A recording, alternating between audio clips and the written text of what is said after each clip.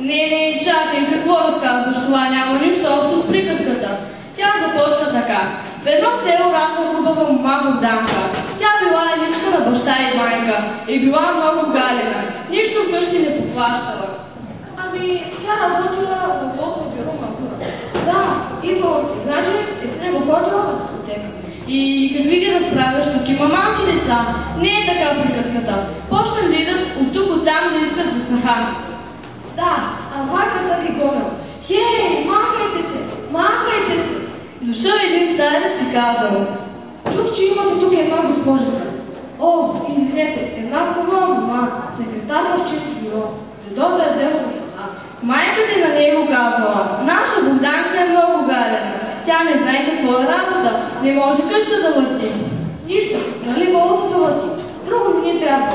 Сгреши, каквото иска работи. Да не би да е напуснала работа нашата госпожица. Сега къде ще си намери по-добра? След седмица-две вдигнали сватба. Старецът имал 3 синове и още 2 по-стари снахи. На другия ден всички се заловили за работа. Ама и те ли са работили в бюро Магура?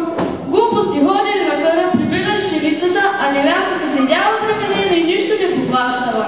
Да, а щом станало време за обед, всички се облекли официалните костюми и тръгнали на ресторант. Няма никакъв ресторант. Седнали на трапезата, невярката седяла на страна и чакала да я поканят. Другите снахи донесли Господа. Мезето, вискито, тортата. Не ме прекъсви, донесли Господа и сложи пред свекара голяма пита хляб. Той разчупил на толкова парчета, колкото души били на трапезата. А останалото дома в лохата? Няма останало за нея, няма парче от питата. И така приказката свърши, защото снахата умряла от глад. Вечерят приказвали с кой какво ще прави на другия ден, па легнали и скоро заспали. Легнала и невястата, на гладни очи се спиват ли? Станала и отворила хладилника. То диета, ама глади стои ли се?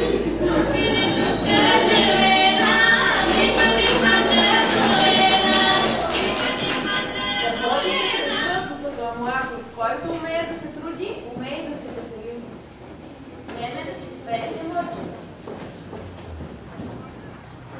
Седнало е джоредо, седнало е джоре, ти удо джоредо, стиси удо джоре, вака на братици дос, вака на братици, ти удо джоредо, стиси удо джоре.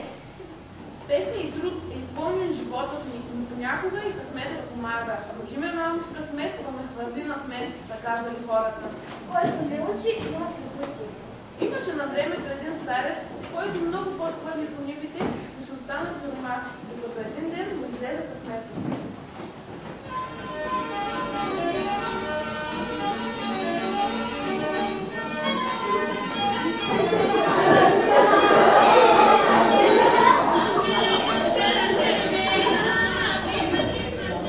Живееше някога старец с петица. Него един много бедния брат свързан децата в рая. Един ден бабата рекла: Дядо, до кога ще се мъчим в този живот? Толкова години се трепахме от работа и пак бедни останахме. знаете защо е такава? Защото сме милки и не пробваме. Ако бяхме учили на времето, сега ще да е по-добре. Ами тогава не така на училище, тук да много получим. Станали рано в понеделник бабата и дядо. Той се умил, облякал си новите дрехи и пригладил си косата и тръгнал към училище. Добър ден, даскале. Добър ден, дядо. Какво не говорите за мен? Дошъл съм на училище да се уча на ум и разум. Старче, късно ти е вече. Прибери се вкъщи, да се прекарате да спокойно. Кой да си да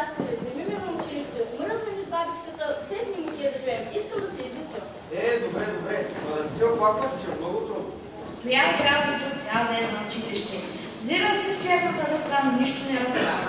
Когато се тръгвал на обед към къщи, на след пътя видя една кесия. Яко, гледай какво чудо, пълна кесия жълтица. Има да се радва бабичката, що ми разказва какво съм намерил.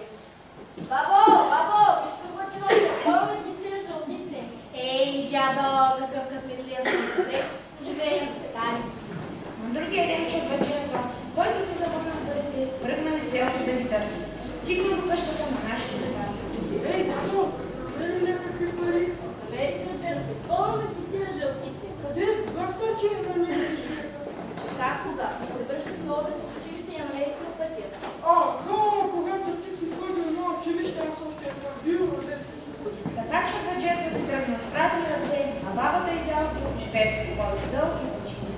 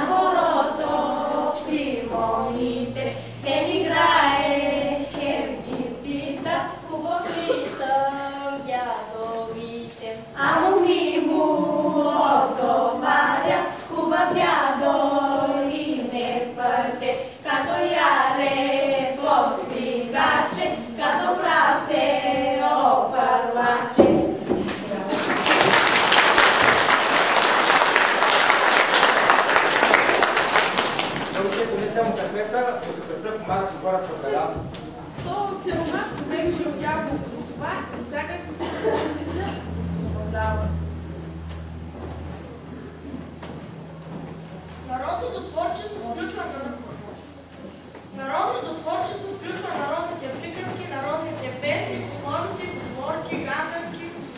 Техният автор е анонимен, колективен. Те се предават от уста на уста. Народните приказки биват някъде по вида битови за животни, вълшебни. Нещо не мога да разбера. И домикът в народната приказка. Да извикам неволята. Но и тя едва ли ще помогне.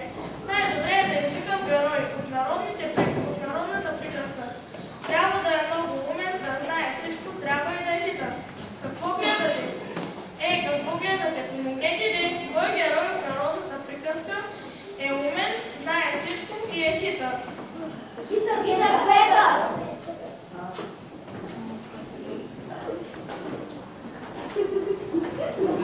Не се задявай след, а помогни да си науча урока. Добре, разказвай какво знаеш. Аз теб ти извиках да разказваш. Вземаш да вземаш. За мен Господ ме дал две уши да се слушам и да разкажа да отгоре. Народното творчество е устно. То се е предавало от уста на уста. Срещат се хората по улиците, по кафенетата, по моловете и се разказват приказки. Пеят песни. Не, може да се среща на специални места, седенки, там се случвали тези неща. Сега няма седенки, как да се науча? Ти защо ли ме поздравявате? Защо да те поздравя? Защото имам 1000 жълтици. Ти имаш кой са? Кой са? Може да дам 500. Ми дадеш половината, защо да ти правя това? Може да умрат да се задаш, да ти дам всичко. Не е много скъсно.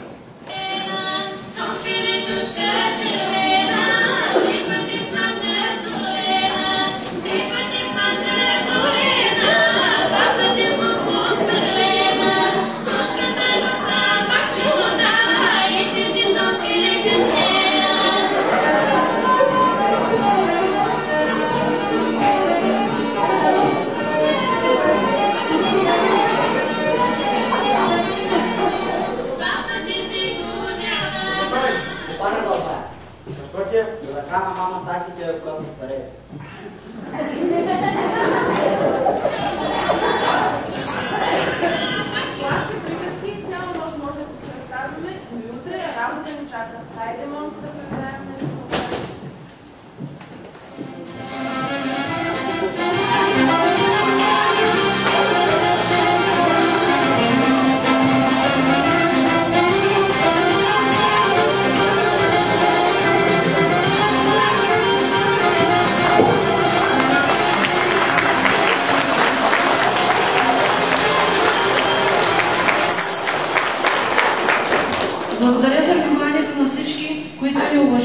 А сега ви каня на трапезата да опитате ягнета, които са сготвили нашите родители. Благодарим за това, което направихме. Надявам се да харесахте нашата кратка музикална развлекателна програма.